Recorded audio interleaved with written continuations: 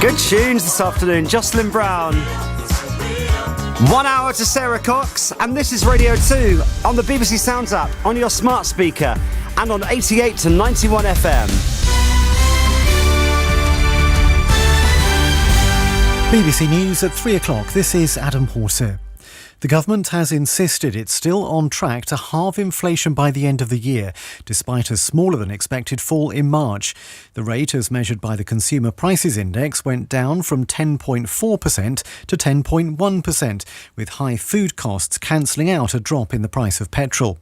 Andrew Sentance, a former member of the Bank of England's Monetary Policy Committee, thinks interest rates will have to rise again. As this inflation surge developed, I thought 4 to 5% would be the range they needed to go to, but I'm getting more concerned that they may need to go to up to close to 6%. So that's going to be quite a challenge for the Bank of England, because it's pushing up interest rates into a zone that we haven't seen for a very, very long time. A coroner has agreed to change the death certificate of a man who died in January 2021, days after receiving the AstraZeneca COVID vaccine. Stephen Wright, a psychologist from South East London, suffered a blood clot in the brain. His cause of death was listed as natural causes, but will now read unintended complications of the vaccine. Speaking outside the coroner's court, his widow Charlotte said she would fight for compensation. To make it clear that it was identified that it was the vaccine and that it was AstraZeneca. For us, it includes us being able to continue our litigation against AstraZeneca, and this is the written proof. A serving police sergeant has appeared before magistrates charged with raping a woman in Plymouth in 2009 while he was on duty. David Stansbury, who's currently suspended from the Hertfordshire force, was given bail. He'll appear at Bristol Crown Court on the 10th of May. Gunfire has been heard across the Sudanese capital Khartoum on a fifth day of fighting between rival military factions. A ceasefire had been agreed yesterday but quickly faltered.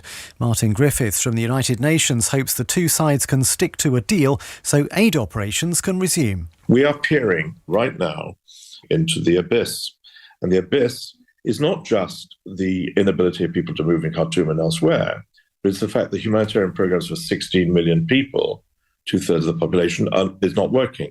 That seems to me to be a powerful argument to present to these two generals to work out their differences.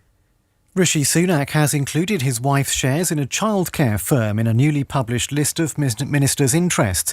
He'd faced questions about Akshata Murthy's links to Koru Kids, which could benefit from a policy in last month's budget.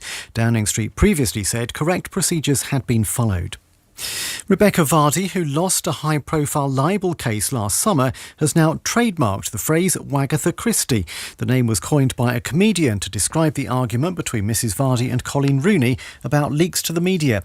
The trademarking means Mrs Varney can make money from jewellery, beauty products and stationery. BBC News, it's 3 minutes past 3. This is Scott Mills. BBC Radio 2.